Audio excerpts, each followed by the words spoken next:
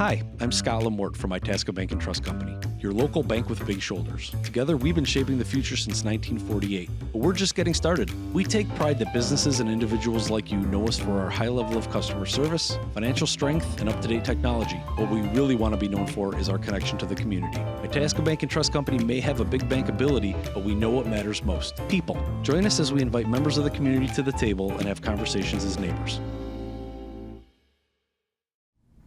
Hi, I'm Scott LaMorte here with the Itasca Bank Trust Insights Podcast, where we look to give you insights into our customers and the communities we serve as we strive to be Chicagoland's premier community bank.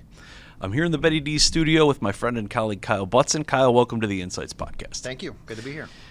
So we're going to get right to brass tacks here because we got a lot to cover. So tell us a little bit about Kyle. Well, I grew up on a farm in northern Iowa and graduated from Iowa State University. My job after college took me to a couple other Midwestern states, so I lived in Wisconsin and Minnesota before moving to Illinois in 2010. So go Cyclones? Go Cyclones. There we go. Yep. Tell us about your role at the bank and your credentials and your professional accolades. Sure. I'm a wealth manager with LPL Financial located at Itasca Bank Trust. I've worked in the financial industry for about 5 years. Mainly with individuals working on their long-term investment goals, but I'm also a certified retirement plan fiduciary, which means that I help employers who have employee retirement plans like 401ks, just guide them through their process and decision making. So it sounds like you can pretty much handle soup to nuts on the retirement planning end of the spectrum. Yeah, more or less, that's the goal. Right. Yep. Very good. So Itasca Bank and Trust has had a trust department since the 1980s, if my memory serves me correct, and it was started by our current chairman, Jack Menching.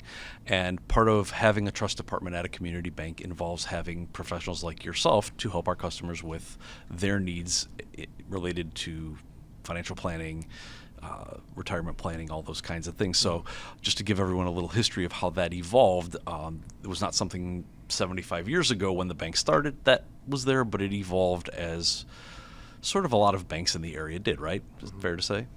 Yeah.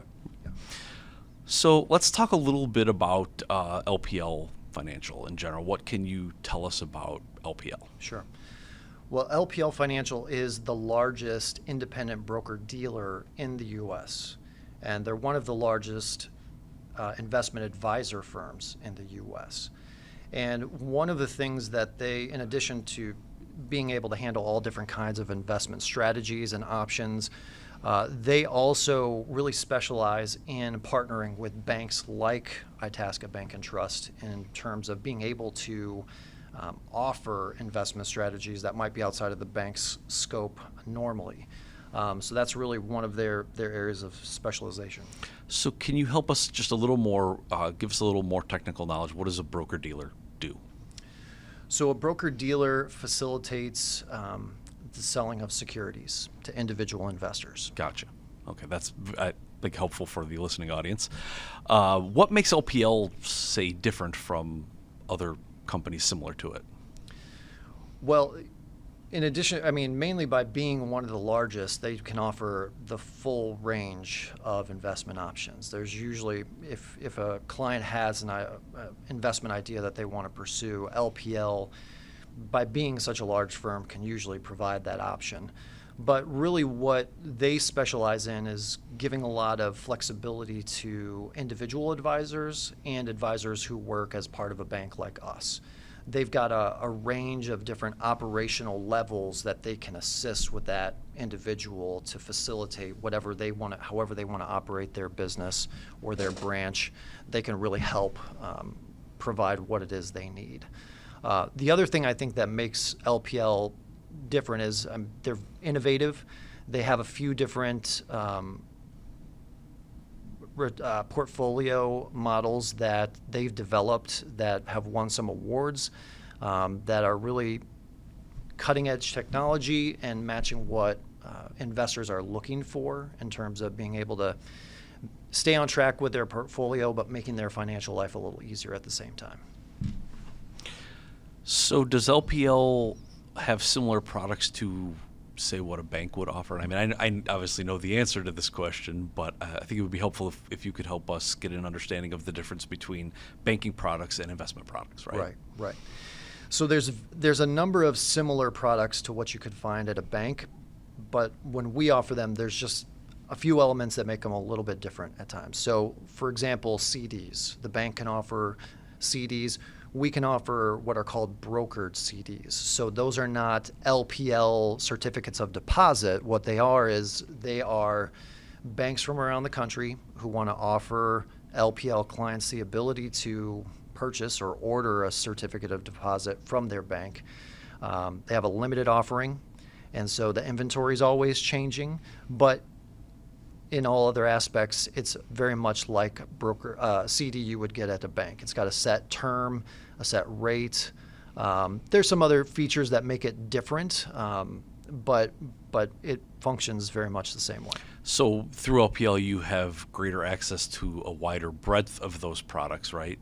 And the rates could all be different on all of them, right? So they could be vastly different from the rates and terms that our bank could be offering, right? Right. Is that the case? And local banks in our area. So these are banks from all over the country, from coast to coast. And they are, they're making their own decisions about what they can offer in terms of a rate. And they're putting it out there on our brokerage system. And so as long as we have an LPL account set up for our client, we're able to go on there at any time and see what's out there. Is there a good, really look for the highest rate possible for the right term for the client, and then we can place an order for that. So we can offer to our customers the opportunity to have access to the LPL world, so to speak, right, through either one of our locations, either in Itasca and Roselle, right? Exactly, yeah. So tell me a little bit about how you work with your colleagues in the bank, in the different departments that the bank has. So how does that dynamic take place? Yeah. It's very collaborative. So really what we hope to do, Itasca Bank and Trust is known for their relationship with their customers, and we really want to be an extension of that.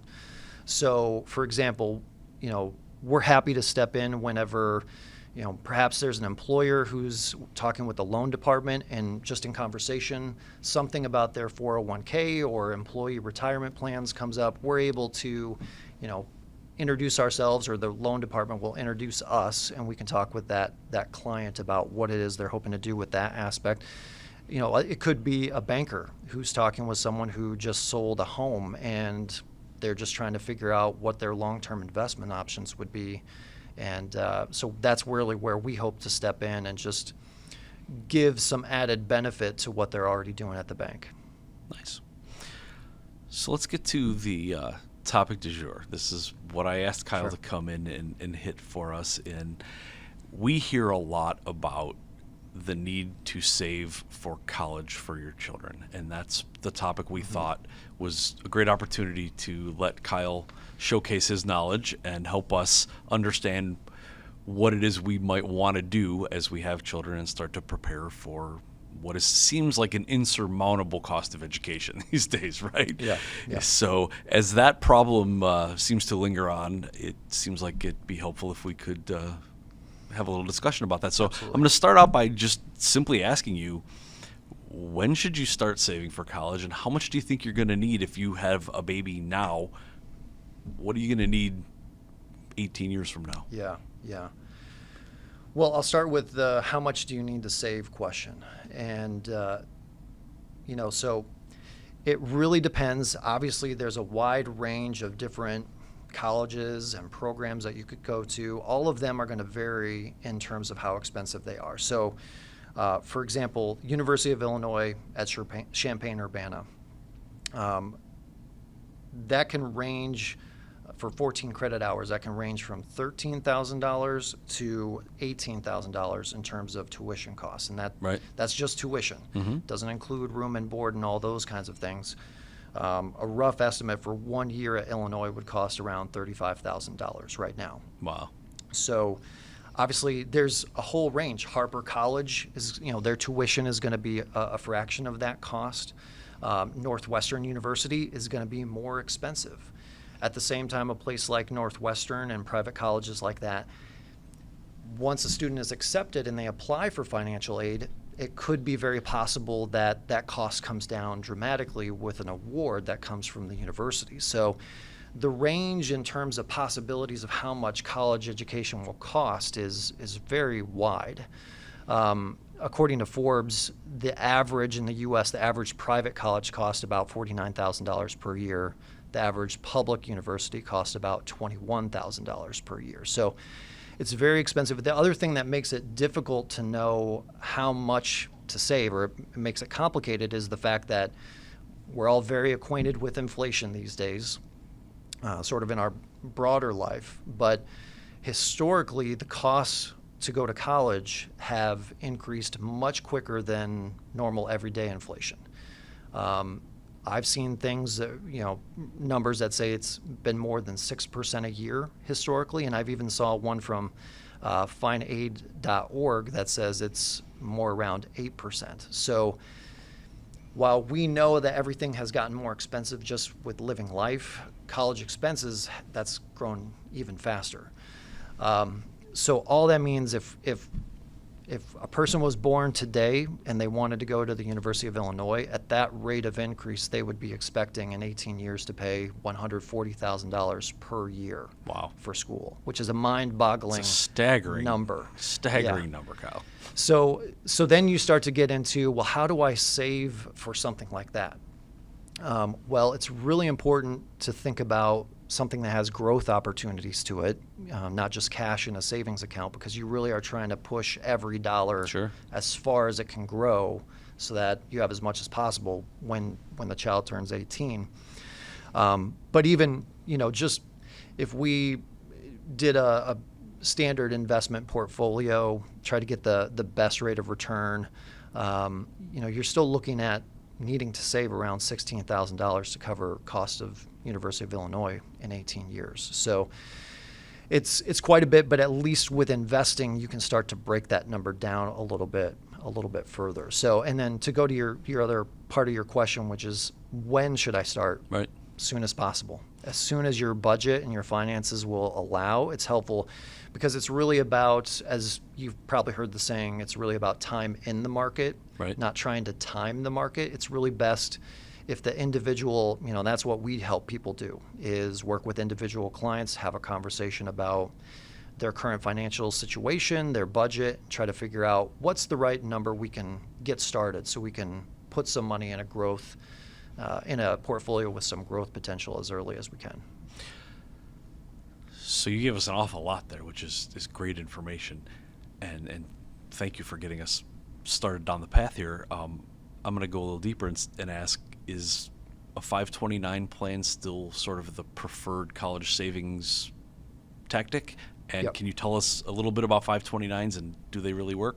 Yeah, and they still are probably the best tool for most people in terms of saving for college. So a 529 account is a tax-advantaged education savings program set out in the Internal Revenue Code, and it provides a way for people to save money for college. A 529 account is an investment account that's sponsored by a state, like state of Illinois, and you can make contributions to that account, invest it in a wide range of securities and investments that give you some growth potential. So you're not just getting an interest rate, but hopefully growing it beyond that as well. And then if when that child goes to college, as long as you're paying for qualified education expenses with that fund, you don't have to worry about capital gains taxes or other things that you would normally with other investment accounts. So that's really the advantage of having one of those. So just to clarify, you said it's an educational savings fund. Is it also a product that you can use for K through 12 expenses, or is it exclusively higher education? You can use it for K through 12. There's a limit. It's only up to $10,000 per year. And you really want to check with a tax professional because it's got to be a qualified expense that you can use that money for. Okay. Well, thank you for the clarification, because honestly, I didn't know that one myself, so I was looking forward to asking you that. Yeah. So I guess my other question that I don't know the answer to is, do 529s, you talk about having one through the state of Illinois. Does that mean you have to go to a college or university in Illinois, or do they work for out-of-state schools? Yeah, it works for out-of-state schools. Yep. So every state most states offer a 529 savings plan. And so the state of Illinois, they give the additional benefit of you could actually get a state income tax deduction for contributions that you make to the state plan with Illinois. But then, yes, if your student wants to go to a school in Wisconsin or Indiana, those funds are still, the eligibility is all the same. There's no restrictions on that. In fact, as long as the college that they are choosing to attend is on the list of, it's on the FAFSA student application list. Colleges and universities list, sure. Those, any expense for those schools. In fact, there's actually some international, like out of the country schools that are on that list that you could use funds for. Huh. So just to clarify and make sure we're stating clearly what you just said is the advantage to using the state of Illinois' 529 plan is the state income tax benefit, right? Yes. Okay. Yep. Great. So a little devil's advocate question for you. Sure. What happens if you save money through a 529 and your child decides, I'm not going to college? What happens then? Well, I'd start by asking a couple other questions. What is it that the child is planning to do? Are they going to pursue vocational or educational training through some other means? Maybe it's not a traditional 4-year college, but maybe they're going to get some training somewhere else. If that's the case, we should check to see if that 529 would cover those expenses at that institution, whatever the case may be. But let's say they choose not to do anything like that, and there's really no options that will help that particular child. You can, as a parent or an owner of one of these, you can change the beneficiary. So if they have a brother or sister who wants to go to college, then you could actually change the beneficiary so that person would be able to benefit from it.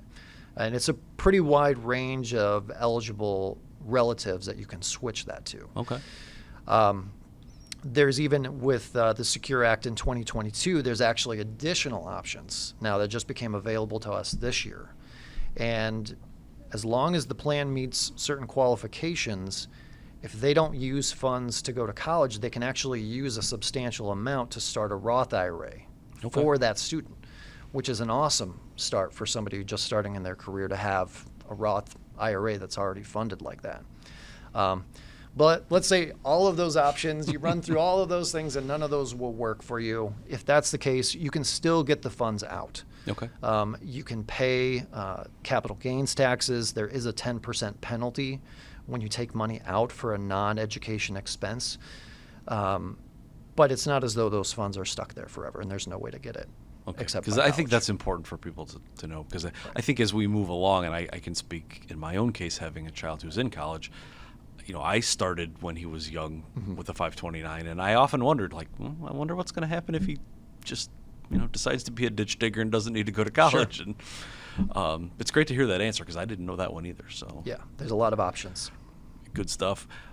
So how does saving for college impact the financial aid process from your perspective? How do you help your clients deal with, okay, my kid's going to college, I've got this FAFSA, as you say, financial aid form, and now they have a 529. How does that impact their need-based aid? Well, it's really important where the savings is happening. So the FAFSA takes a lot of different things into account when a student is applying. Parents' income, assets available. One of the keys is to make sure, so let's say somebody had $50,000 and they just put it in a custodial account, a UTMA account for that student. That's going to negatively impact the student's eligibility for financial aid more so than if that was in a 529 account. So for the federal purposes, their formula basically figures that if it's not in a 529 but it's in the student's name like a custodial account would be, that negatively impacts the amount of aid that they could be offered. So that's one thing that really can impact people in terms of where they're saving those funds. So, and just to clarify, for those who aren't maybe as familiar with how college financial aid works, I did work at a small college for almost 10 years, so I have some knowledge of this. There is merit-based aid and need-based aid, and what Kyle is talking about is really need-based aid. When you receive merit-based aid, that usually comes from a program that income does not affect any of that, right? So we're really talking about need-based aid here. Right, and you could probably speak to this as well. A lot of merit-based scholarships probably aren't impacted by 529 or other savings accounts. Correct.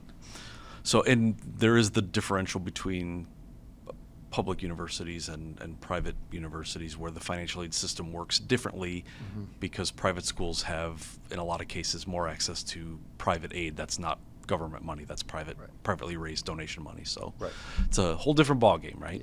Yeah. This is good stuff. So let me ask you this then. How do you handle the client who says, Kyle, I need to fund my kid's college education. I need to fund my retirement. I only make so much. How do you balance that? What? Yeah, I mean, this is very, very common question. I'll start by just asking them, hey, what's your vision? You know, what's most important to you? What is it that you really want to accomplish? Because every parent answers that question differently. You know, some parents, it's super important to them that they pay for their kids' college education. That's a goal. That's part of why they've been working so hard and building their career for so many years. Is that's their dream, is to pay for their kids' school. Other people will say, look, I had to take out loans. I thought it was a very valuable experience for me to learn about the cost of education and what that meant for my career. And so I'm not going to help my kids as much. I'm going to let them figure out what to do. So that's really key, is just finding out what the client wants to do. How important is that to them?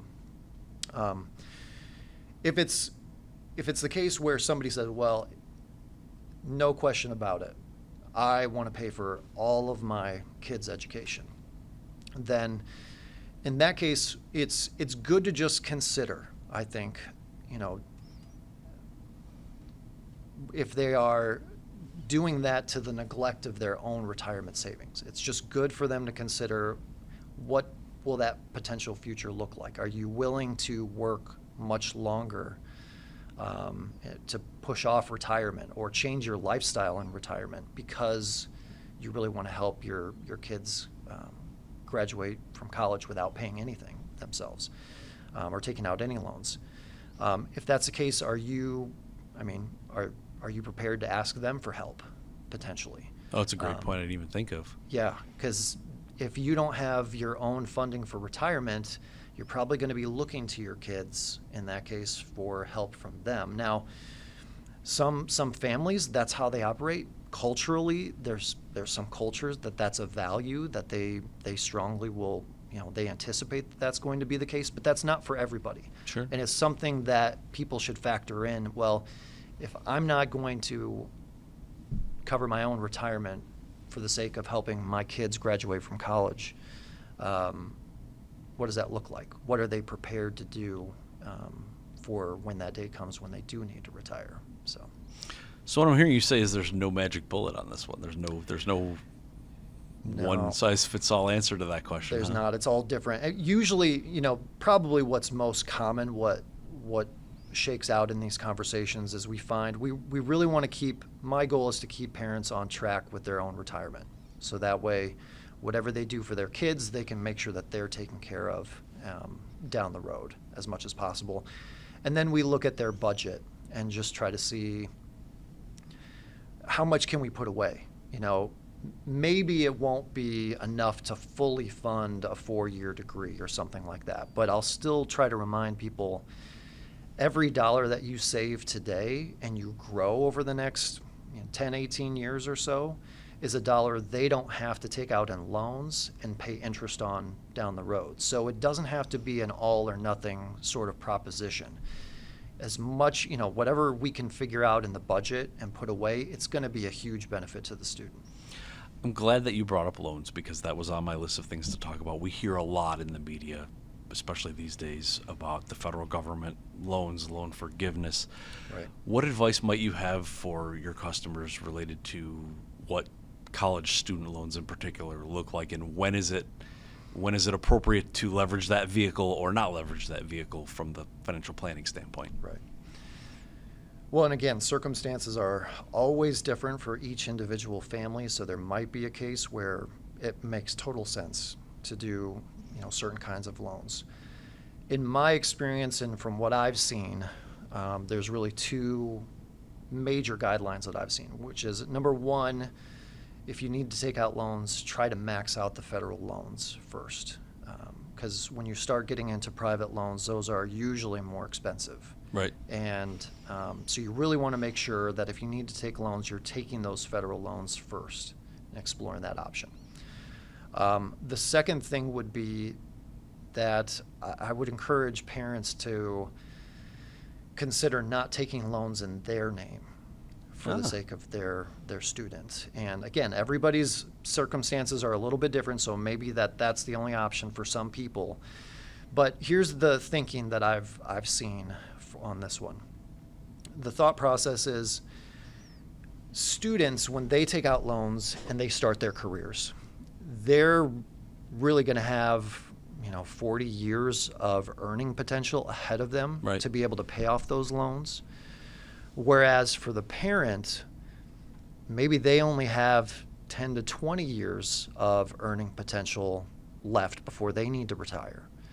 That's a much shorter time horizon to try to pay back those loans. And it also comes at a time in the parent's life when things are probably very expensive for them and they need to leverage every available dollar for their own retirement. So paying loans for their student might really, that's where it hurts their retirement goal as well. So everybody's different, but that's kind of the most consistent things that I've seen is really, just warning and making sure parents are really considering the impact that's going to have on their financial lives for the rest of their working life.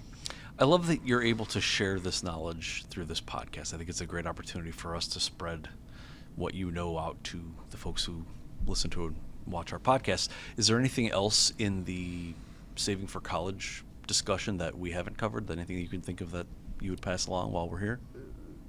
What I would say is, is the degree program and loans that it might potentially require, is that something that the career choice or the vocational calling that person has, that those loans are going to be able to be addressed in their working life, or is it going to place a real financial burden on that student as they go forward? So I think it's important, for people to think critically and become creative. Maybe the 4-year college experience, maybe that's a thing of the past, and everybody should think about how they can configure their own degree program so that they can graduate with the best training that's going to set them up for the career they want, and do so in a way that's most cost effective for them.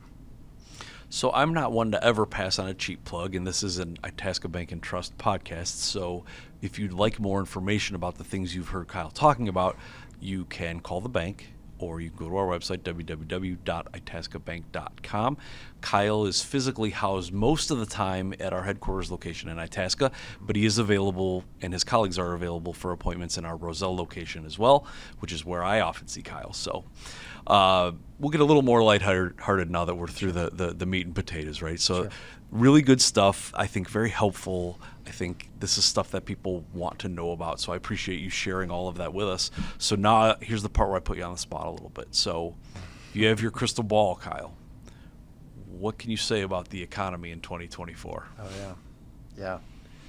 Well, I would love to go on a recording and make all these predictions that can come back to haunt me next year, but I don't. You're either going to look like a genius or like you know nothing. Yeah. Right? Yeah. There's no middle ground here. Yeah. And we're kind of in a time where the economy and the markets are still grappling with what happened in the pandemic. True. And so much of what we're going through, and as we look to 2024, the word unprecedented is used a lot. Usually that's by economists and experts who make their own predictions and then have to, retrace those a bit sometimes.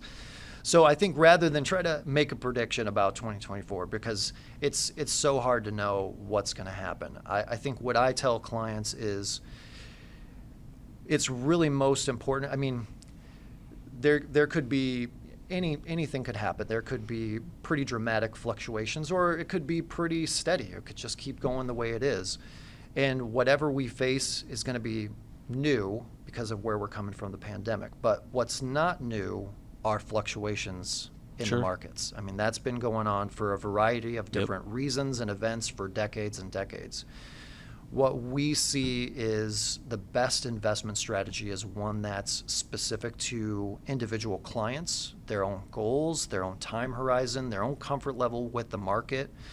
When we know those things, that's when we can usually achieve the best return potential for our clients, is because then we build a portfolio that's specific to them.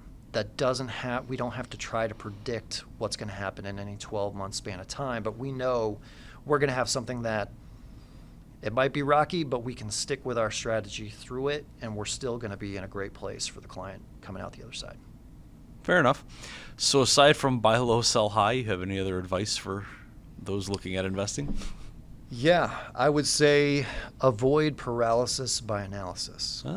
There is so much. There are so many different options for investing today. You can do it on your phone.